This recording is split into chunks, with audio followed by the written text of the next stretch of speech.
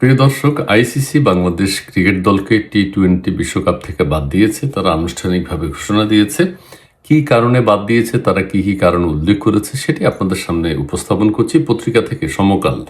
আপনারা সবাই এরই মধ্যে জেনে গেছেন। আমার উদ্দেশ্য হচ্ছে জাস্ট আমার টাইম লাইনে একটু রেখে দেয়া। যে ব্যাখ্যায় বাংলাদেশকে বাদ দিল আইসিসি আনুষ্ঠানিক ঘোষণায়, এটা জাস্ট পড়ে শোনাচ্ছি। আসন্ন টি-20 বিশ্বকাপ থেকে আনুষ্ঠানিকভাবে বাদ পড়ল বাংলাদেশ।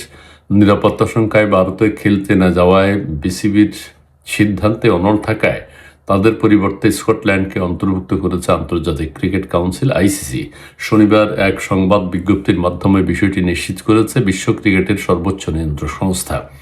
ঠিক আছে, বাংলাদেশকে বাদ দেওয়ার কারণ হিসেবে আইসিসি তাদের বিবৃতিতে ব্যাখ্যা দিয়েছে।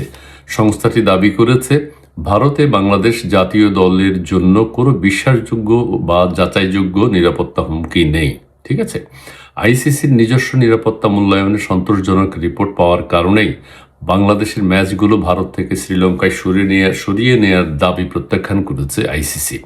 যেহেতু বিসিবি আইসিসির নিরাপত্তা আশ্বাসে আস্থা রাখেনি এবং নির্ধারিত ডেডলাইনের মধ্যে ভারতে খেলার সম্মতি দেয়নি, তাই টুর্নামেন্টের স্বার্থে বিকল্প দল বেছে নেওয়া হয়েছে। নিরাপত্তা ইস্যুতে ভারতে দল পাঠানোর সিদ্ধান্তে শুরু থেকেই অনড় ছিল বাংলাদেশ। ভেন্যু পরিবর্তনের প্রস্তাব আইসিসির বোর্ড সভায় 14-2 ভোটে হেরে যাওয়ার পর বিসিবি শেষ চেষ্টা হিসেবে আইসিসির স্বাধীন বিরোধ নিষ্পত্তি কমিটির দ্বারস্থ হয়েছিল। ঠিক আছে, কিন্তু এখতিয়ার বহির্ভূত হওয়ায় সেই আবেদনও খারিজ হয় এবং এরপর আইসিসির দেওয়া 24 ঘন্টার আলটিমেটাম শেষ হওয়ার পরেই চূড়ান্ত সিদ্ধান্ত জানিয়ে দিল সংস্থাটি। বাংলাদেশের বিদায়ে কপাল খুলেছে স্কটল্যান্ডের। এখন স্কটল্যান্ডকে নিয়েছে র্যাঙ্কিংয়ে এগিয়ে থাকায় সহযোগী দেশ হিসেবে তারাই সুযোগ পেয়েছে। বিশ্বকাপে সি গ্রুপে বাংলাদেশের স্লটেই জায়গা করে নিয়েছে ব্রিটিশ দ্বীপপুঞ্জের দেশটি।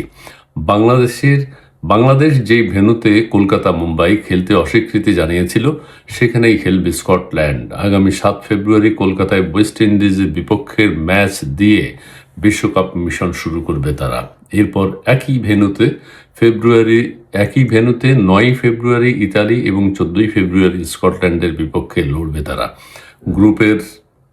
গ্রুপ পর্বের শেষ ম্যাচে 17 ফেব্রুয়ারি মুম্বাইয়ে নেপালের মুখোমুখি হবে স্কটিশরা। এটা জাস্ট আমার টাইম লাইনে রেখে দেওয়ার জন্য। বাংলাদেশ যে চ্যালেঞ্জ নিয়েছে, সেই চ্যালেঞ্জে বাংলাদেশ উত্তীর্ণ হয়েছে। অর্থাৎ বাংলাদেশ ইন্ডিয়ায় যাবে না নিরাপত্তার স্বার্থে। আমাদের আইন উপদেষ্টা ক্রিকেটারদের নিরাপত্তার ব্যাপারে উদ্বিগ্ন।